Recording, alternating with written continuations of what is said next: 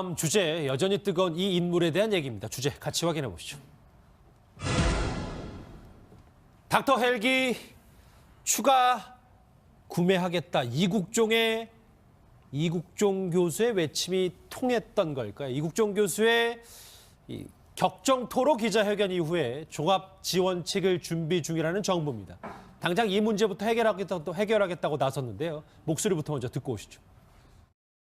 실제로 환자가 이용할 때는 해당 병원에 직접 내리지 못하고 인근 학교나 혹은 심지어 서울 같으면 한강 주변에 내려서 다시 구급차로 이송하기 때문에 골든타임 안에 이송하는데 굉장히 어려움을 겪게 됩니다. 헬기가 몇백억씩 한단 말이에요. 그 닥터 헬기 같은 경우에는 한 1년에 임차료가 30억인 거 아세요? 예, 한마디로 렌트카 비용이, 렌트 비용이 1년에 30억이라고. 그래서 지금 우리나라에 닥터 헬기가 6대밖에 없는 건가요? 그렇죠. 그러면 얼마나 기가 막혀요. 네. 대여하는 비용도 상당히 많이 드는 저 닥터 헬기 얘기, 이국종 교수 얘기 함께 해보겠습니다. 제 왼쪽에 이종우 실장 나오셨습니다. 어서 오십시오. 네, 안녕하십니까. 그런데 한 언론의 보도를 보고 이 닥터 헬기에 대한 관심이 커지니까 이국종 네네. 교수의 외침이 통했는지 6대뿐인 걸 11대로 늘리기로 했다. 이런 보도가 봤어요. 네, 그렇습니다. 자, 그 닥터 헬기가 왜 중요하냐면, 자, 소방 구조 헬기도 있고 구조 헬기는 여러 가지입니다. 근데 닥터 헬기는 차이점이 뭐냐면 의사가 직접 탈 수 있다. 그리고 그 안에는 첨단 장비가 있어서 그 위급한 상황에서 헬기 안에서 간단한 수술도 할 수 있다. 이게 소방 헬기와의 차이입니다. 그렇다면 환자를 만나는 순간부터 진료는 시작되는데 중증 외상 환자를 병원에서 기다리는 게 아니라 직접 현장에서 의사와 만나면 살 수 있는 확률이 높아지지 않겠습니까? 그런데 우리나라에는 고작해야 6대밖에 없다. 6개 시도 권역별로 해서 6대밖에 없는데 예. 그것을 5대를 추가를 해서 11대로 늘려주겠다라는 것이 이제 정부의 오늘 발표입니다. 예, 이현정 의원님, 네. 저희가 쉽게 닥터 헬기 하면 하늘을 떠다니는 수술실이다. 뭐 이 정도로 생각하면 되는 건가요? 그렇죠. 이제 저 안에서는 응급 수술이 진행할 수가 있습니다. 우리가 지금 최근에 더스트호프라는 이제 비행기가 이제 미군 헬기가 사실 이제 그 이 오청성 병사를 데리고 올 때 그 안에서 바로 집도를 했지 않습니까? 예. 그 마찬가지로 닥터 헬기가 있으면 그 안에서 집도를 할 수 있는 여러 가지 시설이 돼 있기 때문에 가격도 비싸고. 한데 우리나라가 사실은 섬이 많지 않습니까? 그렇죠. 그러다 보니까 실제로 섬에서 생기는 환자 같은 경우는 저 닥터 헬기가 없으면 구조할 수 있는 방법이 없어요. 그렇네요. 이제 그러다 보니까 이제 그게 많이 필요한데, 근데 가격이 워낙 크고 비싸고, 또 하나는 저게 이제 계류장이 이제 별도로 마련돼 있어야 돼요. 그리고 또 비행기를 내릴 수 있는 비행장 자체가 있어야 되는데 그 시설도 굉장히 또 중요합니다. 그러니까 작년에 그 당국대가 이제 정규의 당국대가 이제 저 헬기 안에 있었거든요. 근데 그 직접적인 이제 그 보관 시설이 없어서 그냥 노천에다가 비행기를 놔뒀는데 술 먹은 3명이 가서 그걸 아주 뭐 장난을 치고 해서 기억납니다. 예. 그게 수리비가 20억이 나왔어요. 그러니까 그만큼 이게 굉장히 중요한 비행기인데 실제로 어떤 관리나 이런 게 굉장히 중요한 상황인데. 그렇죠. 근데 문제는 이제 헬기만 도입한다고 되는 문제가 아니라 우리나라는 건물 옥상이나 이런 데 이제 헬기를 안착할 수 있는 비행장이 있어야 되는데 건물주들이나 주민들이 또 반발을 해요. 왜냐하면 시끄럽기 때문에 항시 이제 뜨고 내리고 하기 때문에 그것 때문에 사실은 이제 민원이 많이 들어와서 실제 도입한다 하더라도 또 운행하는데도 상당히 좀 지장은 있을 것 보입니다. 예. 그래서 이국종 교수가 또 그 얘기를 덧붙였잖아요. 지금 화면에 보시면 말씀하셨던 것처럼 경기 소방본부 제외하면 소방 헬기도 밤에 잘 출동하지 않는다.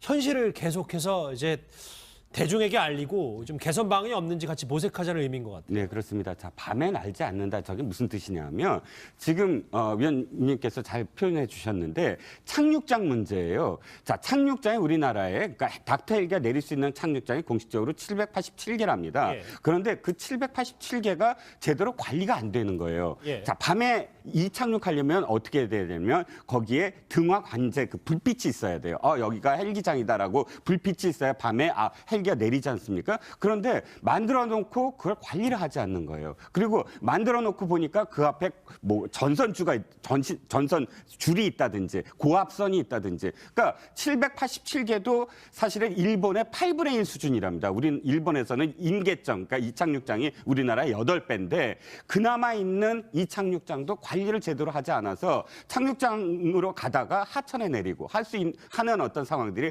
그래서 벌어진다는 것이죠. 예. 예, 박지은 변호사님, 저는 아직도 이국종 교수의 그 2차 브리핑 때 3시간이 넘는 격정 토로가 기억이 나는데 그럼에도 불구하고 그렇게 크게 기대하는 바는 없다. 뭐 이런 내심을 비치시더라고요. 참 이 곤욕불 외상센터 이제 만들어진다고 하지만 그렇다고 하더라도 그만큼 인력이라든지 여건이 마련되는 데는 의문이 나는 겁니다. 지금 말하지만 기대도 희망도 없죠. 본인은 그렇대요. 본인 환자만 생각을 하고 환자에 대해서 잘하겠다라고 뭐 이국종 교수는 천상 의사 같습니다. 그래서 약간의 문제점은 제기하지만 그만큼 우리 정부라든지 어떤 관계 당국에서 그만큼 여건을 마련해 줘야 되는데 그 여건이 마련될지 안 될지는 아직까지는 조금 좀 지켜봐야 될 부분이 아닌가 예. 보입니다. 그러게 뭐 닥터 헬기 5개가 추가 배치가 되면 글쎄 어느 정도 달랄지 모르겠지만 이국종 교수는 아직도 그렇게 큰 기대를 하지 않고 있는 것 같습니다. 과연 이번에는 변할 수 있을지 이국종 교수의 과거 발언 한번 더 듣고 오겠습니다. 제가 전공의들 폭행하고 때리고 가오잡는 의사라고 얘기를 많이 하시는데 때릴 전공의가 있어야 때리죠.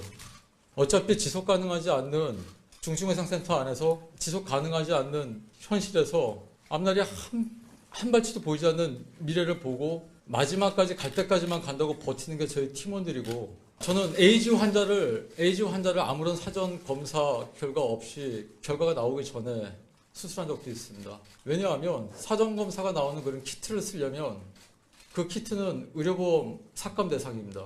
고스란히 제 부서에 적자로 떨어지기 때문에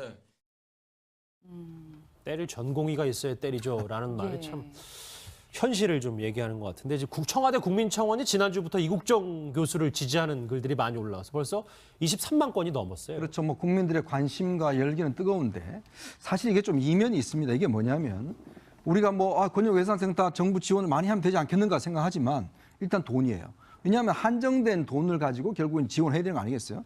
이번에도 사실 이번 예산에서 중증의료센터 지원하는 돈이 삭감이 됐습니다. 왜 그러냐 하면 이 새 정부가 들어서면서 기초연금이라든지 각종 복지 공약을 많이 했잖아요. 그럼 여기에다 돈을 먼저 이제 투입을 해야 되는 겁니다. 실제로 보건복지부가 쓸 수 있는 돈은 한정이 돼 있고 지금 복지 수요가 많고 그다음에 정치인들은 이제 선거 때마다 복지에 대해서 많이 늘려주겠다 이야기를 하고 있고 자 무상급식 뭐 다 해주지 않습니까? 그러면 거기에 일단 먼저 예산이 들어가는 거예요. 그래서 보니까 이번에 어쩔 수 없이 예산을 깎을 수밖에 없는 게 바로 이 예산을 깎은 겁니다. 근데 지금 또 이 예산을 늘린다고 하잖아요. 그럼 또 어디서 나오겠습니까? 이 예산이. 결국은 다른 데서 예산을 뽑아야 돼요. 그러면 지금 지진도 나고 해서 학교 지금 뭐 지진 설비도 해야 되고 뭐 예산도 많잖아요. 근데 한편으로 보면 지금 지난번에 우리가 원전 조사한다고 1,000억 원을 갖다 썼지 않습니까? 자, 그런 걸 보면 우리가 한정되는 국가 예산을 가지고 뭔가 효율적으로 써야 되는데 당장 필요한 게 뭔가? 우리 국민들은 이렇게 많은 관심을 보이고 막 청원을 하지만 실제로 국가 예산은 다 한정이 돼 있고 더 이상 쓸 수 있는 게 없단 말이죠. 자, 그렇다면 어느 한 곳을 희생을 해야 되는데 그럼 어디를 희생할 거냐 문제죠. 그래서 우리 국민도 보시기에 야 그거 돈 늘려주면 되지 왜 안 늘려주냐라고 말만 할 게 아니라 실제 정부에서 어디를 그럼 줄여서 넣을 것인가 이런 부분에 대한 고민도 같이 가야 될 것이다. 저는 그렇게 봅니다. 예, 실장님 말씀을 듣고 보니까 정말 만만치 않은 문제인데 청와대에서도 양방을 다 만족시킬 수 있는 충분한 대답을 내놔야 될 때가 된 것 같은데 네, 저희가 그렇습니다. 어떤 답변을 좀 기대할 수 있을까요? 일단 복지부가 지금 안을 내놨어요. 내놓긴 했는데 구체적인 안은 아닙니다만 실질적으로 이국종 교수가 문제점이라고 지적했던 부분들을 다 언급을 하고 있습니다. 예를 들어서 지금 가장 이국종 교수가 이야기하는 것이 보험 수가 개선이에요. 수가 체계가. 왜냐하면 지금 1년에 한 번씩 전담 보험 심사팀에서 이 전부 다 심사를 하면 급여 체계 수준을 언제 정해놓고 수가를 결정하기 때문에 예. 전부 다 이것은 불효불급한 데 썼다 하고 다 삭감해 버린다는 거예요. 그렇다면 계속 적자가 나니까 병원 측에서는 견딜 수가 없으니까 그것은 이제 이 대손 처리를 해버리는데 아무리 대손 처리가 되더라도 지금 예를 들어서 이국종 교수가 2013년에 7개월 동안 8억 원의 빚을 졌다는 거예요. 개인적으로. 그러니까 개인적으로 빚진 것만 8억 원이라면 사실은 센터의 의사들이 그렇게 갈 이유가 없는 거예요. 아무리 인건비를 받고 뭘 하더라도 이 수가 체계가 개선이 되지 않는다면. 근데 이 수가 개선도 사실은 여러 가지 난제가 있습니다. 문재인 케어라고 지금 하는 어떤 부분도 있고 해서 지켜봐야 될 부분입니다. 예. 예, 뭐 실제로 사실 박 변호사님 돈 네. 문제를 꺼내주셨는데 이국종 교수가 왜 브리핑 때 나는 10억 원 적자를 내는 원흉이다 뭐 이런 말씀도 하셨잖아요. 그렇습니다. 지금 우리가 유명했던 2011년도 아덴만의 여명작전 석회균 성장을 구했던 사람도 역시 이국종 교수인데 이 수술을 했을 때 들었던 비용 2억 원을 정부가 아주대한테 지원을 안 해주고 있는 그런 상황이고 그것도 좀 논란이 되고 있는데 그거 말고도 결국은 보험 수가라든지 이런 것 때문에 본인 자비로 계속 수술하는 경우가 생길 수가 있는 거예요. 예. 그러니까 지금 석채균 선장 비롯해서 지금 기순 병사까지 이 한편의 드라마를 하는 사람이 주인공은 한 명, 이국종 교수 같은데 그 이면을 들여다보면 과연 드라마 주인공이 될 수 있을 맞느냐. 돈도 없고 본인이 빚 따지고 그래서 그만큼 보험 수가라든지 개선이 좀 아주 필요한 상황이 아닌가 이렇게 보입니다. 예. 예. 그래도 일단 언론에서 이렇게 저희가 조명을 하고 이국종 효과라는 아까 저 그래픽 나온 거 한번 다시 보실까요? 이국종 효과라는 것들 뭐 몇몇 네 가지가 있었잖아요. 그러니까 뭐 저렇게 얘기했던 뭐 6대에서 11대로 닥터 헬기가 추가가 되고 말씀하셨던 보험 수가 개선, 외상센터 의사 충원 이런 것들이 앞으로 뭐 이 중증 외상 관리에 있어서 이국종 교수의 저 외침이 좀 어느 정도까지는 이 재정적 측면이 뒷받침이 됐으면 좋겠다는 생각도 함께 해봅니다. 이국종 교수 얘기를 쭉 했고 그의 격정 토로 얘기를 하나하나 했는데 저 이현정 네.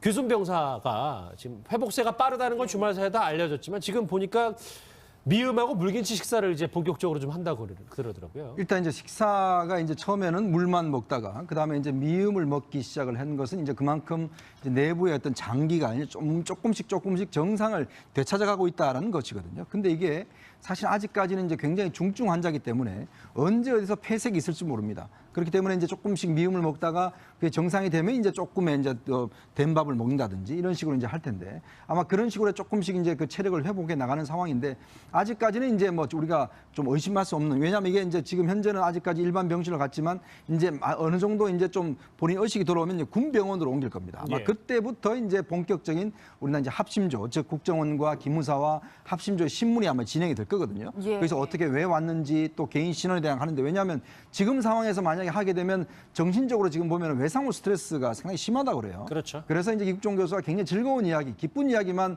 또 음악도 틀어주고 이런 것만 하는 이유가 뭐냐면 사람이 정신적으로 침울해지면 몸도 똑같이 이제 맞아요. 안 좋아질 수가 있거든요. 그래서 지금은 최대한 그런 스트레스 있는 이야기는 하지 않고 즐거운 이야기만 하고 또 살 수 있다 이런 희망만 주는 데만 좀 집중을 하고 있는 것 같습니다. 예, 실장님 실제로 지금 보시는 영상이 저희 채널A 기자가 주말 사이에 이제 병원에 가서 휴대폰으로 찍은 영상인데 보시면 이렇게 특실이 칸막이로 막혀져 있고요. 문 앞에 경호원들이 지키고 서 있단 말이에요. 네, 그렇습니다. 이 병실 안에서는 상당히 많은 사람과 이 병사가 대화를 나누고 의사소통을 하고 있다라고 저희가 예측할 수 있겠죠. 네, 그렇습니다. 일단 이국종 교수를 통해서 간간히 지금 들리는 소식 이외에도 사실 뭐 간호사라든지 여러 어떤 그런 그 이 정황상 우리나라의 어떤 소식들 남한의 어떤 소식들을 전달하는 그런 그 부분들이 있을 거예요. 지금 뉴스에 나오듯이 아직은 이 병사의 신분이라든지 귀순 동기라든지 이런 것들을 구체적으로 신문하거나 그러진 않는 것으로 보입니다. 예. 그 철저하게 병원 측에서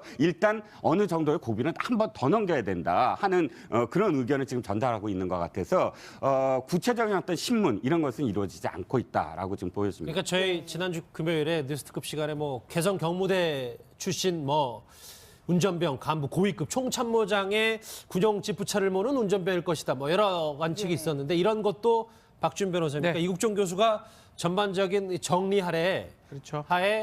좀 템포 조절 그러니까 지금은 무리해서 물어볼 때가 아니라고 판단하는 것 같아요. 물어보면 안 된다는 거는 이 주치입니다. 집도이고 주치이기 때문에 이국종 교수 판단을 다 따라야 되고요. 뭐 나중엔 해야 되겠지만 지금 만약에 이런 질문을 계속 한다 그러면 이 지금 호전이 좀 빨리 되고 있는데 그 호전세가 늦춰질 수도 있고요. 그러니까 총상을 5발을 맞았기 때문에 그 총상이라는 기억 자체가 상당히 힘들 수밖에 없는 상황이고 그 상황에서 당신은 뭘 했냐 이런 것들을 묻는 거는 안 맞다고 보기 때문에 아마 이국종 교수 의견대로 뭐 당국에서도 진행을 하지 않을까 이렇게 보입니다. 기순병사 수술로 뭐 이국적 효과 긍정적인 측면도 분명히 있지만 다른 쪽 얘기도 있습니다. 최전방위 후폭풍이 좀 만만치 않아서요. 우리 군이 대북 확성기 방송에 이번 귀순 내용을 포함하면서 대북 방송에 대한 관심도 높아지고 있습니다.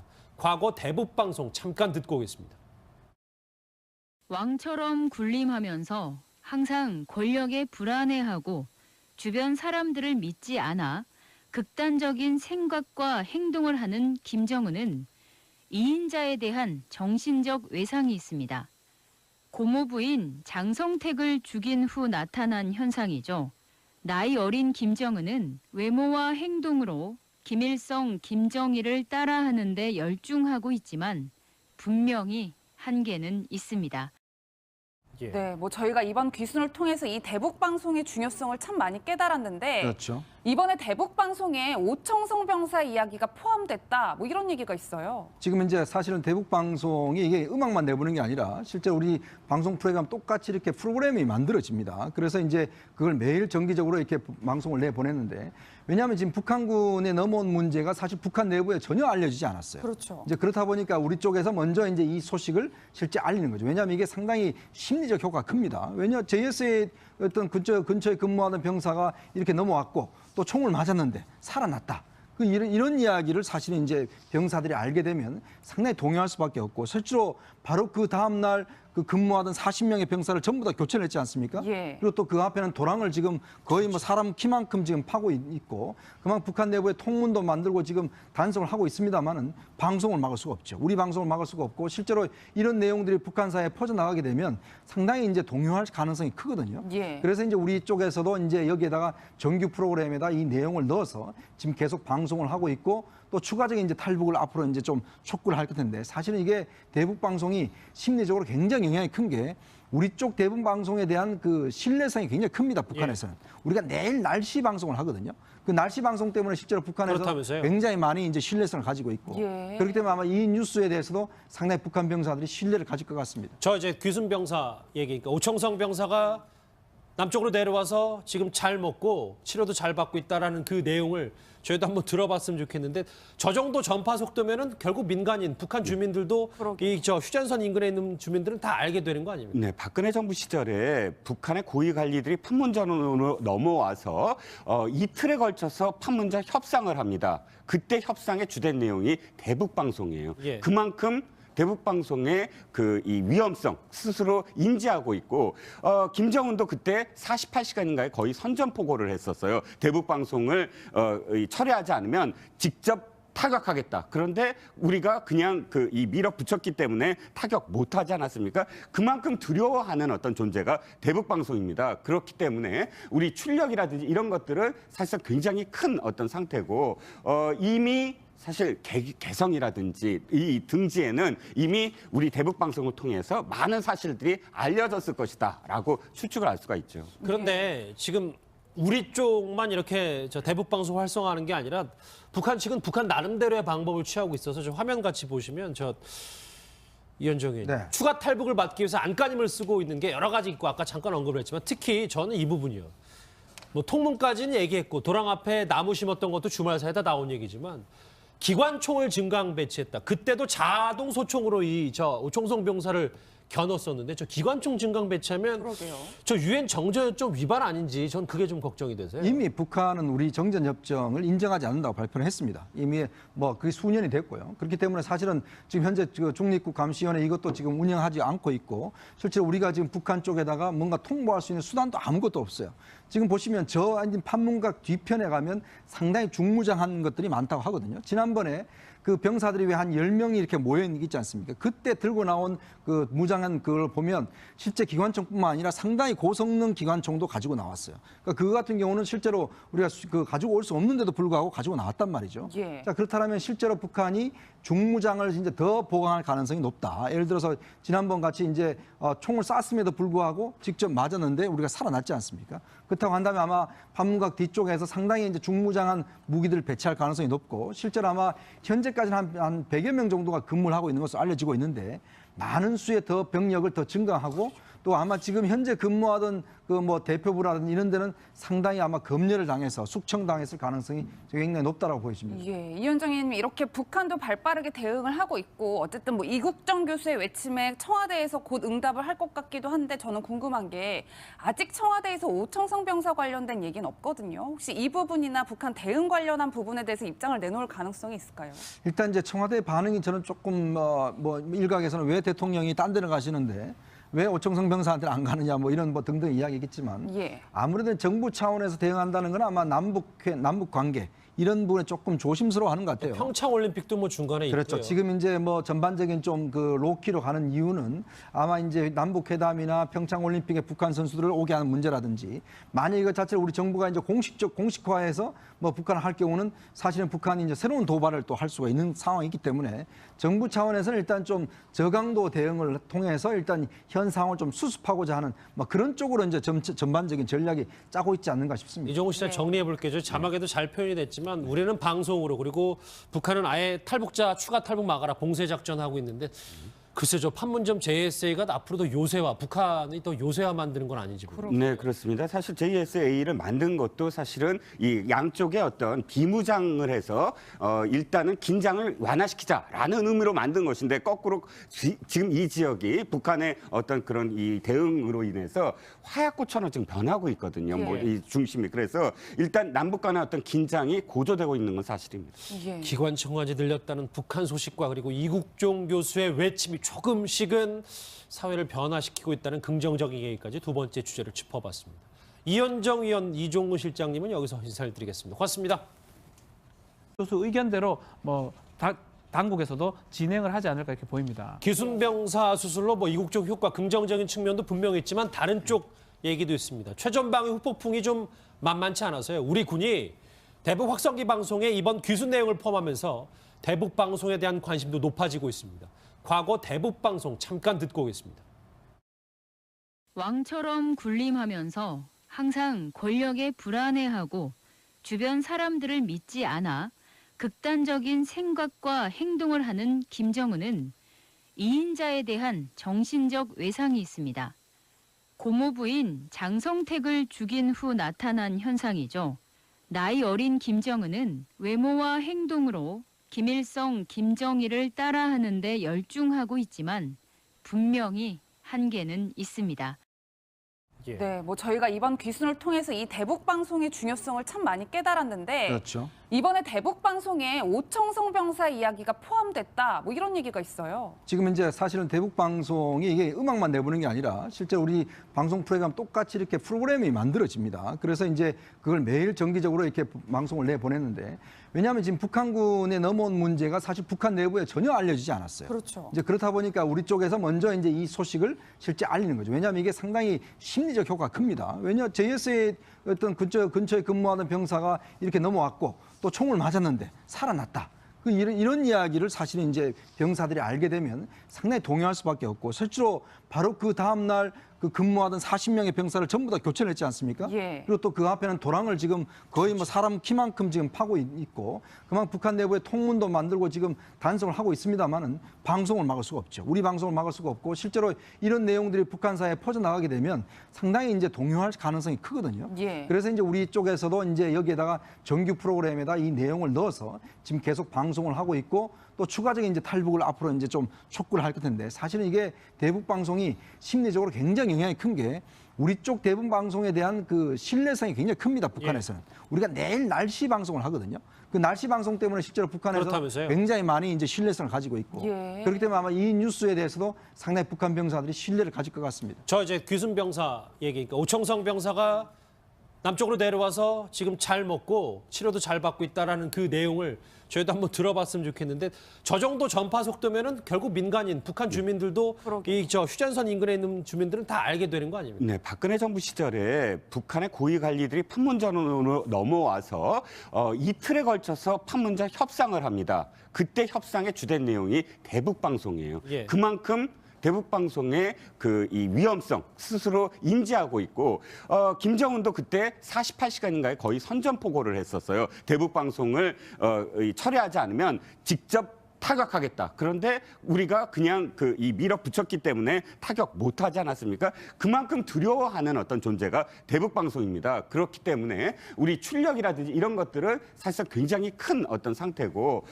이미 사실 개성이라든지 이 등지에는 이미 우리 대북 방송을 통해서 많은 사실들이 알려졌을 것이다라고 추측을 할 수가 있죠. 그런데 지금 종 효과라는 것들 뭐 몇몇 네 가지가 있었잖아요. 그러니까 뭐 저렇게 얘기했던 뭐 6대에서 11대로 닥터 헬기가 추가가 되고 말씀하셨던 보험 수가 개선, 외상센터 의사 충원 이런 것들이 앞으로 뭐 이 중증 외상 관리에 있어서 이국종 교수의 저 외침이 좀 어느 정도까지는 이 재정적 측면이 뒷받침이 됐으면 좋겠다는 생각도 함께 해봅니다. 이국종 교수 얘기를 쭉 했고 그의 격정 토로 얘기를 하나하나 했는데 저 이현정 네. 규순 병사가 지금 회복세가 빠르다는 건 주말 사이에 다 알려졌지만 지금 보니까 미음하고 물김치 식사를 이제 본격적으로 좀 한다고 그러더라고요. 일단 이제 식사가 이제 처음에는 물만 먹다가 그다음에 이제 미음을 먹기 시작을 한 것은 이제 그만큼 이제 내부의 어떤 장기가 이제 조금씩 정상을 되찾아가고 있다라는 것이거든요. 근데 이게 사실 아직까지는 이제 굉장히 중증 환자이기 때문에 언제 어디서 폐색이 있을지 모릅니다. 그렇기 때문에 이제 조금씩 미음을 먹다가 그게 정상이 되면 이제 조금의 이제 된 밥을 먹는다든지 이런 식으로 이제 할 텐데 아마 그런 식으로 조금씩 이제 그 체력을 회복해 나가는 상황인데 아직까지는 이제 뭐 우리가 좀 의심할 수 없는 왜냐하면 이게 이제 지금 현재는 아직까지 일반 병실로 갔지만 이제 어느 정도 이제 좀 본인 의식이 돌아오면 이제 군병원으로 옮길 겁니다. 아마 예. 그때부터 이제 본격적인 우리나라 이제 합심조 즉 국정원과 기무사와 합심조 신문이 아마 진행이 될 거거든요. 예. 그래서 어떻게 왜 왔는지 또 개인 신원에 대한 하는데 왜냐하면 지금 상황에서 만약에 하게 되면 정신적으로 지금 보면 외상후 스트레스가 상당히 심하다고 그래요. 그렇죠. 그래서 이제 이국종 교수가 굉장히 즐거운 이야기, 기쁜 이야기만 또 음악도 틀어주고 이런 것만 하는 이유가 뭐냐면 사람이 정신적으로 침울해지면 몸도 똑같이 이제 맞아요. 안 좋아질 수가 있거든요. 그래서 지금은 최대한 그런 스트레스 있는 이야기는 하지 않고 즐거운 이야기만 하고 또 살 수 있다 이런 희망만 주는 데만 좀 집중을 하고 있는 것 같습니다. 예, 실장님 실제로 지금 보시는 영상이 저희 채널A 기자가 주말 사이에 이제 병원에 가서 휴대폰으로 찍은 영상인데 보시면 이렇게 특실이 칸막이로 막혀져 있고요. 문 앞에 경호원들이 지키고 서 있단 말이에요. 네, 그렇습니다. 이 병실 안에서는 상당히 많은 사람과 이 병사가 대화를 나누고 의사소통을 하고 있다라고 저희가 예측할 수 있겠죠. 네, 그렇습니다. 일단 이국종 교수를 통해서 간간히 지금 들리는 소식 이외에도 사실 뭐 간호사라든지 여러 어떤 그런 그 이 정황상 우리나라의 어떤 소식들, 남한의 어떤 소식들을 전달하는 그런 그 부분들이 있을 거예요. 지금 뉴스에 나오듯이 아직은 이 병사의 신분이라든지 귀순 동기라든지 이런 것들을 구체적으로 신문하거나 그러진 않는 것으로 보입니다. 그건 철저하게 병원 측에서 일단 어느 정도의 고비는 한 번 더 넘겨야 된다 하는 그런 의견을 지금 전달하고 있는 것 같아서 구체적인 어떤 신문 이런 것은 이루어지지 않고 있다라고 지금 보여집니다. 그러니까 저희 지난주 금요일에 뉴스특급 시간에 뭐 개성 경무대 출신 뭐 운전병 간부 고위급 총참모장의 군용 지프차를 모는 운전병일 것이다. 뭐 여러 관측이 있었는데 이런 것도 박준 변호사님, 그러니까 이국종 교수가 전반적인 정리하에 그렇죠. 좀 템포 조절, 그러니까 지금은 무리해서 물어볼 때가 아니라고 판단하는 것 같아요. 물어보면 안 된다는 거는 이 주치입니다. 집도이고 주치이기 때문에 이국종 교수 판단을 다 따라야 되고요. 뭐 나중엔 해야 되겠지만 지금 만약에 이런 질문을 계속 한다 그러면 이 지금 호전이 좀 빨리 되고 있는데 그 호전세가 늦춰질 수도 있고요. 그러니까 총상을 5발을 맞았기 때문에 그 총상이라는 기억 자체가 상당히 힘들 수밖에 없는 상황이고 그 상황에서 당신은 뭘 했냐 이런 것들을 묻는 거는 안 맞다고 보기 때문에 아마 이국종 교수 상당히 좀 지장은 있을 것 보입니다. 예. 그래서 이국종 교수가 또 그 얘기를 덧붙였잖아요. 지금 화면에 보시면 말씀하셨던 것처럼 경기 소방본부 제외하면 소방헬기도 밤에 잘 출동하지 않는다. 현실을 계속해서 이제 대중에게 알리고 좀 개선 방안이 없는지 같이 모색하자는 의미인 것 같아요. 네, 그렇습니다. 자, 밤엔 알지 않는다. 저게 무슨 뜻이냐면 지금 위원님께서 잘 표현해 주셨는데 착륙장 문제예요. 자, 착륙장이 우리나라에 그러니까 닥터 헬기가 내릴 수 있는 착륙장이 공식적으로 787개랍니다. 예. 그런데 그 787개가 제대로 관리가 안 되는 거예요. 예. 자, 밤에 이 착륙하려면 어떻게 해야 되냐면 거기에 등화 관제 그 불빛이 있어야 돼요. 여기가 헬기장이다라고 불빛이 있어야 밤에 헬기가 내리지 않습니까? 그런데 만들어 놓고 그걸 관리를 하지 않는 거예요. 그리고 만들어 놓고 보니까 그 앞에 뭐 전선 줄이 있다든지 고압선이 있다든지 그러니까 787개도 사실은 일본의 8분의 1 수준이랍니다. 우린 일본에서는 인계점 그러니까 이 착륙장이 우리나라의 8배인데 그나마 있는 이 착륙장도 관리를 제대로 하지 않아서 착륙장으로 가다가 하천에 내리고 하는 어떤 상황들이 그래서 벌어진다는 것이죠. 예, 박지은 변호사님, 저는 아직도 이국종 교수의 그 2차 브리핑 때 3시간이 넘는 격정 토로가 기억이 나는데 그럼에도 불구하고 그렇게 크게 기대하는 바는 없다. 뭐 이런 내심을 비치시더라고요. 참 이 권역별 외상센터 이제 만들어진다고 하지만 그렇다고 하더라도 그만큼 인력이라든지 여건이 마련되는 데는 의문이 나는 겁니다. 지금 말하지만 기대도 희망도 없지만 본인은 그렇대요. 본인 환자만 생각을 하고 환자에 대해서 잘하겠다라고 뭐 이국정 교수는 천상 의사 같습니다.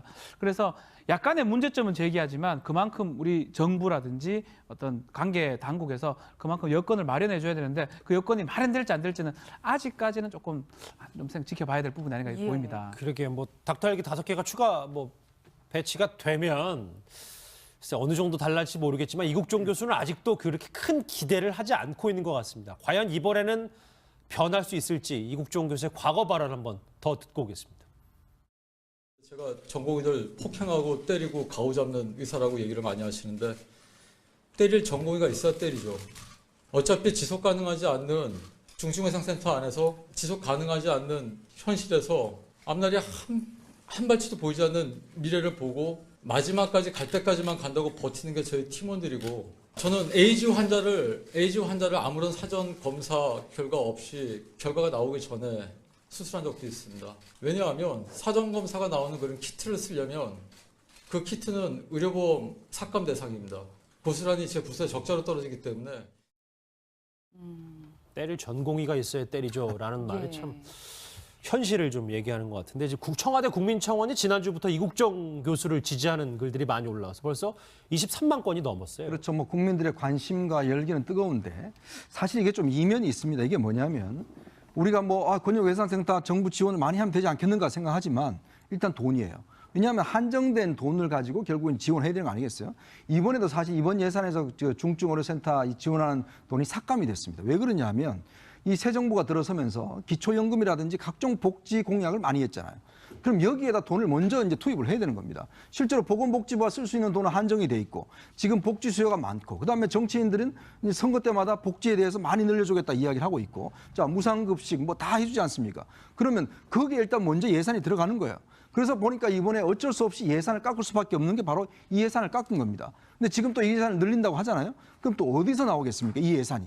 결국은 다른 데서 예산을 뽑아야 돼요. 그러면 지금 지진도 나고 해서 학교 지금 뭐 지진 설비도 해야 되고 뭐 예산도 많잖아요. 근데 한편으로 보면 지금 지난번에 우리가 원전 조사한다고 1,000억 원을 갖다 썼지 않습니까? 자, 그런 걸 보면 우리가 한정되는 국가 예산을 가지고 뭔가 효율적으로 써야 되는데 당장 필요한 게 뭔가 우리 국민들은 이렇게 많은 관심을 보이고 막 청원을 하지만 실제로 국가 예산은 다 한정이 돼 있고 더 이상 쓸 수 있는 게 없단 말이죠. 자, 그렇다면 어느 한 곳을 희생을 해야 되는데 그럼 어디를 희생할 거냐 문제죠.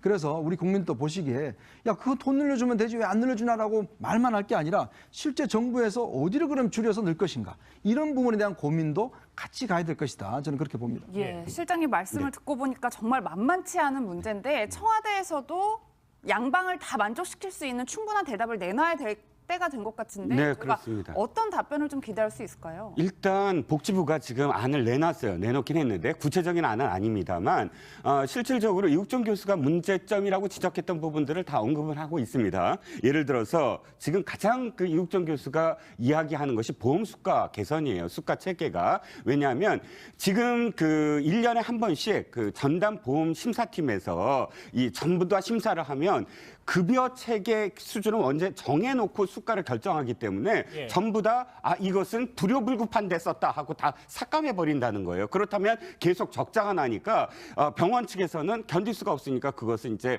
이 대손 처리를 해버리는데 아무리 대손 처리가 되더라도 지금 예를 들어서 이국종 교수가 2013년에 7개월 동안 8억 원의 빚을 졌다는 거예요. 개인적으로. 그러니까 개인적으로 빚진 것만 8억 원이라면 사실은 센터의 의사들이 그렇게 갈 이유가 없는 거예요. 아무리 인건비를 받고 뭘 하더라도 이 수가 체계가 개선이 되지 않는다면. 근데 이 수가 개선도 사실은 여러 가지 난제가 있습니다. 문재인 케어라고 지금 하는 어떤 부분도 있고 해서 지켜봐야 될 부분입니다. 예, 뭐 실제로 사실 박 변호사님 돈 네. 문제를 꺼내주셨는데 이국정 교수가 왜 브리핑 때 나는 10억 원 적자를 내는 원흉이다 뭐 이런 말씀도 하셨잖아요. 그렇습니다. 지금 우리가 유명했던 2011년도 아덴만의 연명작전 석회균 성장을 구했던 사람도 역시 이국종 교수인데 이 수술을 했을 때 들었던 비용 2억 원을 정부가 아주대한테 지원을 안 해주고 있는 그런 상황이고 그것도 좀 논란이 되고 있는데 그거 말고도 결국은 보험 수가라든지 이런 것 때문에 본인 자비로 계속 수술하는 경우가 생길 수가 있는 거예요. 예. 그러니까 지금 석혜균 선장 비롯해서 지금 기순 병사까지 이 한 편의 드라마를 하는 사람이 주인공은 한 명, 이국종 교수 같은데 그 이면을 들여다보면 과연 드라마 주인공이 될 수 있을 맞느냐. 돈도 없고 본인이 빚 따지고 그래서 그만큼 보험 수가라든지 계산이 좀 아주 필요한 상황이 아닌가 이렇게 보입니다. 예. 그래도 일단 언론에서 이렇게 저희가 조명을 하고 이국종 효과라는 아까 저 그래픽 나온 거 한번 다시 보실까요? 이국감 주제 여전히 뜨거운 이 인물에 대한 얘기입니다. 주제 같이 확인해 보시죠. 닥터 헬기 추가 구매하겠다. 이국종 교수의 외침이 통했던 걸까요? 이국종 교수의 이 격정토로 기자회견 이후에 종합 지원책을 준비 중이라는 정부입니다. 당장 이 문제부터 해결하겠다고 나섰는데요. 목소리부터 먼저 듣고 오시죠. 실제로 환자가 이용할 때는 해당 병원에 직접 내리지 못하고 인근 학교나 혹은 심지어 서울 같으면 한강 주변에 내려서 다시 구급차로 이송하기 때문에 골든타임 안에 이송하는데 굉장히 어려움을 겪게 됩니다. 헬기가 몇백억씩 한단 말이에요. 그 닥터 헬기 같은 경우에는 한 1년에 임차료가 30억인 거 아세요? 예, 한마디로 렌트카 비용이, 렌트 비용이 1년에 30억이라고. 그래서 지금 우리나라에 닥터 헬기가 6대밖에 없는 건가요? 그렇죠. 그러면 얼마나 기가 막혀요. 네. 대여하는 비용도 상당히 많이 드는 저 닥터 헬기 얘기, 이국종 교수 얘기 함께 해보겠습니다. 제 왼쪽에 이종우 실장 나오셨습니다. 어서 오십시오. 네, 안녕하십니까. 그런데 한 언론의 보도를 보고 이 닥터 헬기에 대한 관심이 커지니까 이국종 네네. 교수의 외침이 통했는지 6대뿐인 걸 11대로 늘리기로 했다 이런 보도가 봤어요. 네, 그렇습니다. 자, 그 닥터 헬기가 왜 중요하냐면, 자, 소방 구조 헬기도 있고 구조 헬기는 여러 가지입니다. 근데 닥터 헬기는 차이점이 뭐냐면 의사가 직접 탈 수 있다. 그리고 그 안에는 첨단 장비가 있어서 그 위급한 상황에서 헬기 안에서 간단한 수술도 할 수 있다. 이게 소방 헬기와의 차이입니다. 그렇다면 환자를 만나는 순간부터 진료는 시작되는데 중증 외상 환자를 병원에서 기다리는 게 아니라 직접 현장에서 의사와 만나면 살 수 있는 확률이 높아지지 않겠습니까? 그런데 우리나라에는 고작해야 6대밖에 없다. 6개 시도 권역별로 해서 6대밖에 없는데 예. 그것을 5대를 추가를 해서 11대로 늘려주겠다라는 것이 이제 정부의 오늘 발표입니다. 예, 이현정 의원님, 네. 저희가 쉽게 닥터 헬기 하면 하늘을 떠다니는 수술실이다. 뭐 이 정도로 생각하면 되는 건가요? 그렇죠. 이제 저 안에서는 응급 수술이 진행할 수가 있습니다. 우리가 지금 최근에 더스토프라는 이제 비행기가 미군 헬기가 사실 이제 이 오청성 병사를 데리고 올 때 그 안에서 바로 집도를 했지 않습니까? 예. 그 마찬가지로 닥터 헬기가 있으면 그 안에서 집도를 할 수 있는 여러 가지 시설이 돼 있기 때문에 가격도 비싸고. 한데 우리나라가 사실은 섬이 많지 않습니까? 그렇죠. 그러다 보니까 실제로 섬에서 생기는 환자 같은 경우는 저 닥터 헬기가 없으면 구조할 수 있는 방법이 없어요. 그렇네요. 이제 그러다 보니까 이제 그게 많이 필요한데, 근데 가격이 워낙 크고 비싸고, 또 하나는 저게 이제 계류장이 이제 별도로 마련돼 있어야 돼요. 그리고 또 비행기를 내릴 수 있는 비행장 자체가 있어야 되는데 그 시설도 굉장히 또 중요합니다. 그러니까 지난번에 작년에 그 당국대가 이제 정규 당국대가 이제 저 헬기 안에 있었거든요. 근데 그 직접적인 이제 그 보관 시설이 없어서 그냥 노천에다가 비행기를 놔뒀는데 술 먹은 3명이 가서 그걸 아주 뭐 장난을 치고 해서 기억납니다. 예. 그게 수리비가 20억이 나왔어요. 그러니까 그만큼 이게 굉장히 중요한 비행기인데 실제로 어떤 관리나 이런 게 굉장히 중요한 상황인데. 그렇죠. 근데 문제는 이제 헬기만 도입한다고 되는 문제가 아니라 우리나라는 건물 옥상이나 이런 데 이제 헬기를 안착할 수 있는 비행장이 있어야 되는데 건물주들이나 주민들이 또 반발을 해요. 왜냐하면 시끄럽기 때문에 항시 이제 뜨고 내리고 하기 때문에 그것 때문에 사실은 이제 민원이 많이 들어와서 실제 도입한다 하더라도 또 운행하는데